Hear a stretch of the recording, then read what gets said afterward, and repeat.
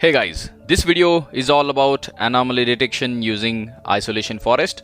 An anomaly or outlier is any observation or a data point that differs noticeably from the rest of its observations. And we have seen some real world examples to understand its applications and where it is exactly used. This video, we will deep dive and understand one of the best way to identify anomalies in the data, which is isolation forest. This video will answer very important questions such as what is isolation forest algorithm in machine learning, how does isolation forest really works, how isolation forest is used to identify anomalies or outlier in the data, which is really important, and this is where we see a lot of people get confused and again a frequently asked question in the interviews. So stay tuned, make sure you watch this video till the end to understand how isolation forest really works and how it really calculates the anomaly score, which we are going to understand. Let's get started. Hey guys, welcome to AI with AI. This side Asif Imnad.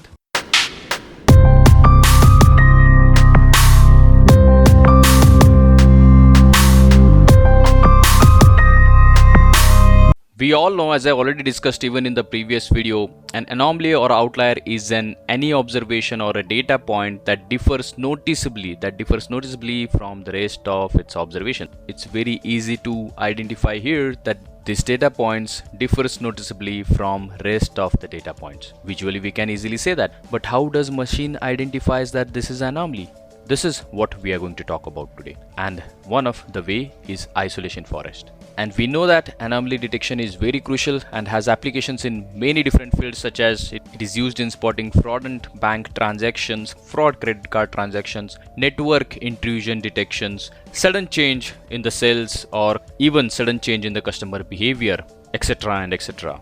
We discussed it in the last video. If you want to understand anomaly detection in the detail, I urge you to watch the previous video first, which is created on anomaly detection. Coming back straight to the point, isolation forest. Isolation forests are constructed using decision trees. If you recall, we have some algorithms under supervised learning such as decision tree and random forest. So this isolation forest works on the same concept, and isolation forests are constructed using decision trees just like random forest. It is very simple, but the basic difference here is in the data. That is, data is not predefined, data is not labeled, and that's why it falls under unsupervised learning. So isolation forest falls under unsupervised learning. The concept behind isolation forest is built based on the fact that anomalies are data points that are few and different. So this is the basic concept that isolation forest, that anomalies are nothing but few and different. So if you see any data point few and it is different, then it's an anomaly. But the question is how? Let's understand that. If you remember our discussions from decision tree, you'll easily understand that what decision tree does. It classifies data, right? It separates data by partitioning the data or classifying the data by creating the trees. And how does it create the tree? By looking at the Gini index, by looking at the entropy and the information gain that it has. If you want to understand how decision tree works, again, I will keep the link of these video in the I button and also in the description. Please check those out first. But in simple words, it is just about drawing a boundary. Here in our case, as we have two-dimensional data, it just draws a line something like this. So I can easily isolate this data point from the rest of the data points. But what will happen when the data looks like this and I want to say that this is an anomaly? How do we do that? For this, I'll have to draw many lines like this, like this, like this, like this. By drawing a boundary around this, I will able to identify that this is anomaly. See, in 2 dimensions, it doesn't look like an anomaly, but if you draw it in 3 dimensions, 4 features, 5 features, 5 dimensions, we don't know. If you look at this data from the z-axis, this can be above all of the data. This can be an anomaly, right?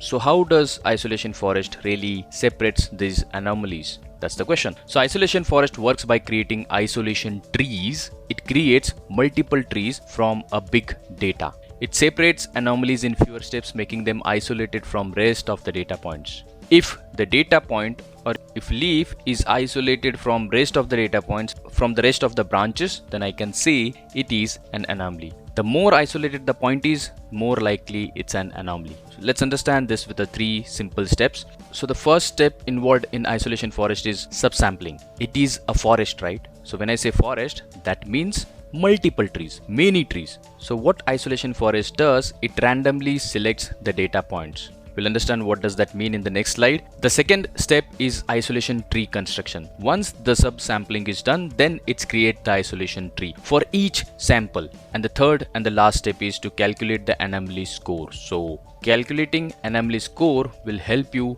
identify if this particular data point is an anomaly or no. Before we proceed and discuss in detail, if you're new here, don't forget to hit that subscribe button and the bell icon so you won't miss our latest videos on AI. We see you're watching our videos, but 90% are not yet subscribed. We put a lot of efforts creating videos for you free. Keep us motivated by liking and subscribing, so YouTube algorithm will also help us reach more audience. So did you subscribe and like? Thank you. So what was our first step? Subsampling, right? So subsampling meaning, as you see, we have a data plotted for two features, two-dimensional data, just to visualize, just to understand, right? So it subsamples, it randomly selects the data, something like this. It forms multiple smaller subset of data, something like this. So it samples the data, it breaks the data into smaller forms so that it can create multiple trees. So it will create a tree from each sample. When I say tree, it's a decision tree, and we know how decision trees are created. And next time, when there is an anomaly data, something like this, it will be easier for this isolation forest to identify this anomalous data. So what really happens after subsampling? Let me delete this first. The next step that it performs is isolation tree construction, right? So it constructs a tree from each subsample, each part of the data, says something like this: a tree 1, tree 2, tree 3, tree 4, tree 5. So from each data sample, we have 5 trees created, for example. And how this tree is created? Definitely by using decision tree, by knowing the information gain and entropy. Those are the parameters by which it creates the tree, forms the tree, which we discussed in decision tree algorithm. So basically what it does, isolation tree is constructed for each subsample, resulting in forest for such trees, right? So in simple words, each node is, or a leaf node or root node, is nothing but your data point, right? In simple words, isolation tree is constructed for each subsample, resulting in forest of such trees. But how does it actually finding that this data point is anomaly, or this data point, or this leaf data point or a leaf node is anomaly? For that, it has to calculate an anomaly score. How does that anomaly score gets calculated? Let's understand that. So idea here is to calculate the max depth of each tree. Let's say max depth is nothing but 1, 2, 3 till we get the leaf node. How many decisions that we need to take, how many conditions that we need to find out to reach till the leaf node, right? So this is 1, 2, 3. So this is the max depth of this tree. Similarly, if you go this way, so this is again 1, 2 and 3. So the max depth is 3. Maximum 3 is the depth, right? And here it is 1, 1. So here if you see, for one of the data point, to reach till the leaf, we need only one condition, one decision. It does similar thing for all the trees here. It finds out the max depth for this tree as well, 1, 2 and 3 again. So max depth is again 3 here. This is 3. For this also it is 3. For this also it is 3. For this it is 1, 2, 3 and 4. So max depth for this tree is 4, and max depth for this tree is 1, 2, 3, 1, 2, 3, right? So again it is 3 here. And for the last tree, which is formed out of data, is again 1, 2, 3 and 4. So this time it is 4, 1, 2, 3, 4. So again maximum depth is 4, right? So for each tree, you see that max depth gets calculated. Okay, so 3, 3, 4, 3 and 4. So once we have the max depth for each tree, the next thing that it does is how many trees that we have, 1, 2, 3, 4, 5, right? So it has to calculate what is the average max depth for the forest. What is the average max depth for all the trees? How it will calculate that? So 3 plus 3 plus 4 plus 3 plus 4. What is the total? Total is 17. If you calculate 3 plus 3 plus 4 plus 3 plus 4, it is 17, right? Divided by how many trees we have? We have 5 trees. So if you calculate this comes up to be, let's do it here in the calculator, 17 divided by 5, which is nothing but 3.4, right? So the average depth calculated from all this tree is 3.4. So now I know the average depth created for this forest for all the trees is 3.4. And again, how it will help me to identify the anomaly. Now the things are pretty much easier. Once I have the average depth, which is 3.4, now what isolation forest does is it will calculate the depth for each sample. What is the depth for this sample? What is the depth for this sample? The depth for this sample is 1. Depth for this sample is again 1. Depth for this sample is 3. So it will calculate the depth for each data point. basically if you understand how many decisions that data sample passes through. So what isolation forest is doing here, it is just looking at how many decisions that it has to make the data or the sample passes through this data point, this data point, this data point, how many decisions it has to do to get till the leaf of the tree. So the easier to get to the leaf, the chances of being anomalies are more. If decisions are more, if else conditions are more, so getting to this leaf is complicated, right? You have to traverse through all this tree, but reaching to this node or this data point is bit easier. And this is how it is identifying the anomaly, by knowing the anomaly scores. Isolation tree looks for the anomaly score for each data point. What is the anomaly score for this data point? This is 1 divided by 3.4. Let me clear the screen a bit. So what is the average score that we got? So the average depth that we got is 3.4, right? The question that we have is, how does this calculates the anomaly scores? So only by knowing the anomaly score for each data point, it will able to find out that this data point is anomaly or no. What it does, let's say it calculates an anomaly score for this data point. What is the depth for this data point? 1, 2 and 3, right? So 3 divided by 3.4. Let's say to keep it simple, I will say max depth for now is 3. Max depth, average max depth. So we have calculated average max depth for all the trees. Okay, just to simplify. So the average max depth is 3. Now we want to identify if this data point, if this leaf node is anomaly or no. So what it does, it calculates anomaly score. How? By knowing the depth, how many decisions, how many if else conditions it has to pass through, 1, 2 and 3, right? So 3 divided by average number of depth calculated for all the trees, 3 divided by 3 is 1. Okay, and anomaly score ranges between 0 to 1. 1 no anomaly, 1 means less chances of having anomaly, closer to 0 means having higher chances of having anomaly. The anomaly score ranges between 0 to 1, right? Let's say it calculates the anomaly score for this data point. It will be the max depth for this data point, which is 1. So 1 divided by average max depth, which is 1 by 3. It comes up to be 0.33, right?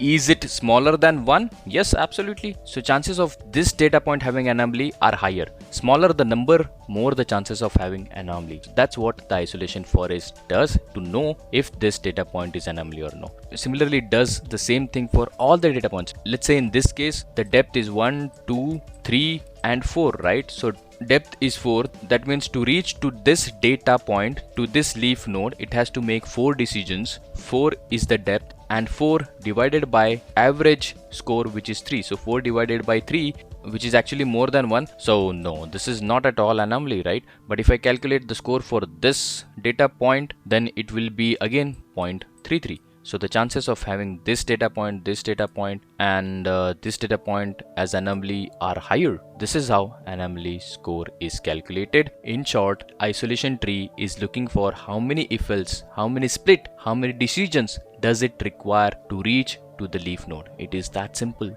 It requires lesser decisions, lesser splits, lesser the number of conditions, faster it reaches to the leaf node, the chances of having anomaly is more. That's how isolation forest works. It is so simple.